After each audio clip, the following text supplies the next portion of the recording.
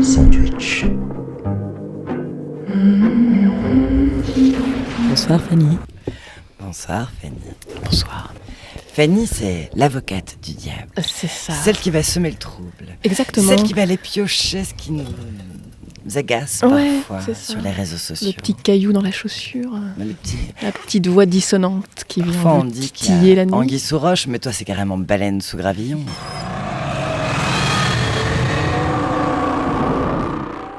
Alors en fait dans cette rubrique, moi je me propose d'essayer de défendre un petit peu l'indéfendable, ou à défaut au moins de l'expliquer.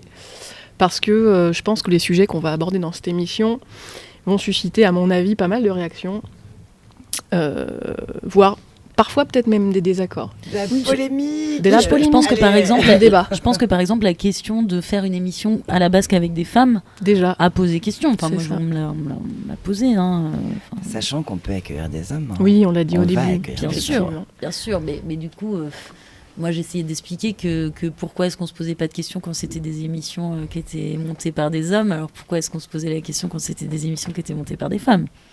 Bah du coup c'est parfait en fait, parce que vous me faites une transition super sur ce dont je vais vous parler. Vas-y. En fait, je vais vous parler de moi, je vais vous parler de mon été. Voilà, donc moi cet été, j'ai croisé pas mal de potes à qui j'ai dit que j'allais me lancer dans une émission à tendance féministe. Et l'un d'entre eux m'a fait une réponse à laquelle, évidemment, je m'attendais un petit peu. Un truc du genre, oh là là, ça saoule, on n'entend plus parler que de ça en ce moment, et puis franchement, il y a plus utile à défendre, quoi. Il y a tout.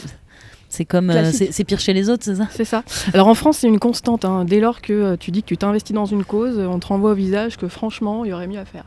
Tu t'investis dans le sauvetage des lévriers galgos d'Espagne, on te demande ce que tu fais pour les ours polaires. Tu milites pour la protection des travailleurs du sexe en France, on te questionne sur le tourisme sexuel en Indonésie. Tu t'investis dans une émission féministe, on te demande si tu ferais pas mieux de parler du racisme. En gros, quoi que tu fasses, c'est jamais assez. C'est jamais assez parce qu'il y aura toujours quelque chose de plus important sur la sacro-sainte hiérarchie des causes à défendre. Sauf que, pardon, mais le principe, c'est que justement, il n'y a pas de hiérarchie dans les causes à défendre. Tout ce que vous trouvez à dire. Ouais. Allez vous faire foutre. Le principe, c'est qu'on a tous des centres d'intérêt différents, tous des sensibilités différentes, et par conséquent, on n'est pas tous disposés à investir le même champ de bataille. Et tant mieux que chacun commence déjà à s'engager dans la lutte qui lui tient vraiment à cœur, et mathématiquement, aucune ne devrait être négligée. Pour avoir le droit de l'ouvrir, en plus de militer pour la cause tout en haut du podium, il faut aussi être irréprochable. Je ne sais pas si vous avez remarqué, mais Oui. il faut être nickel. Il y a quelques années, j'étais tombée sur le compte Instagram d'une végane, une nana qui partageait des recettes et des conseils pour mieux consommer. Dans les commentaires, elle se faisait évidemment insulter, comme toutes les Mais ça, c'est véganes. la magie des réseaux sociaux, C'est ça. fou, comme il y a un déchaînement toujours. Et alors les végétariens, les véganes, les féministes, enfin, voilà. La nana se faisait insulter. Mais un commentaire en particulier avait retenu mon attention. Ça fait la morale aux autres, mais ça utilise Instagram. Et puis en plus, ça pollue au niveau de l'écologie, c'est pas Ça terrible. utilise Instagram. Alors, non, mais pardon, mais moi là, j'ai vraiment envie de dire il est où le rapport? Il est où? Il est où le bonheur? Il est où? Il est où? Non, parce qu'en fait, c'est ce que tu dis, si je comprends bien, pour être légitime, cette jeune femme aurait dû utiliser un autre canal qu'Instagram pour diffuser ses contenus. Un canal plus éthique, j'imagine, avec moins d'impact sur l'environnement. Alors d'accord, le génie, d'accord. Mais du coup, elle aurait touché qui exactement de cette façon? Pour sensibiliser un maximum de personnes à une cause, il paraît plutôt pertinent d'employer les canaux qui drainent le plus de trafic, même si ces canaux ne sont pas tout à fait en adéquation avec notre idéal. Beaucoup de ceux qui font rien accusent ceux qui font de manquer de cohérence. À quelqu'un qui s'engage dans la protection de l'environnement, on va reprocher l'utilisation d'un coton-tige en 2012. À quelqu'un qui lutte contre la maltraitance des animaux, on va reprocher la possession d'un animal de compagnie. Bah ouais, si t'as un chat, t'as pas le droit de dire que t'es végétarien, quoi, tu vois, ça va pas ensemble. C'est quoi au juste? C'est la dictature de la perfection? N'en déplaise au tribunal populaire des réseaux sociaux, il me semble que de petites contradictions dans un raisonnement ne décrédibilise en rien un engagement global. Ça me paraît même plutôt sain, en fait. Et pour une raison simple, c'est que nous ne sommes pas des machines. Nous sommes des êtres humains, imparfaits par nature, mais pleins de bonne volonté, On a et c'est tous des l'essentiel. contradictions, ouais. Le temps de la prise de conscience... Comment ? Je disais que c'était beau. Merci. Et attends, la dernière T'as phrase, pas elle fini. claque encore mieux. Le temps de la prise de conscience est un temps long, tout comme celui du changement qui s'opère généralement étape par étape. Mais alors, s'il faut se faire l'avocate du diable, puisque c'est le titre de cette chronique, pourquoi ces commentateurs sont-ils tous aussi méchants ? Mais pourquoi sont-ils aussi méchants ? Parce que, et parce que quoi ? Bah, ils savent pas. Mais parce que c'est des cons. Alors ouais, c'est une j'adore. possibilité, c'est peut-être des cons. Ou bien, peut-être que quelque chose de plus profond se joue dans ces invectives numériques. Petit 1. Parler de son engagement personnel, c'est parfois mettre son interlocuteur face à sa propre inaction. Et on va pas se mentir, c'est jamais agréable de se sentir inutile. Du coup, plutôt que de reconnaître que de son côté, c'est vrai, il ne fait pas grand-chose pour votre cause, votre interlocuteur préfère vous renvoyer au visage que vous pourriez faire plus.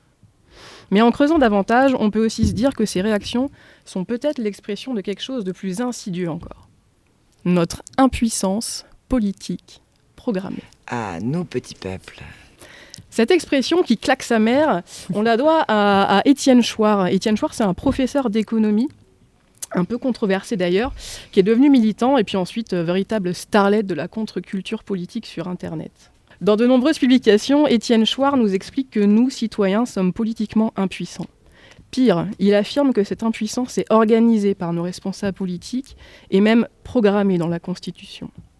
D'après lui, et je le cite, « Le fait de désigner des maîtres au lieu de voter des lois est une imposture politique. » Ouais, ça fait mal. Hein.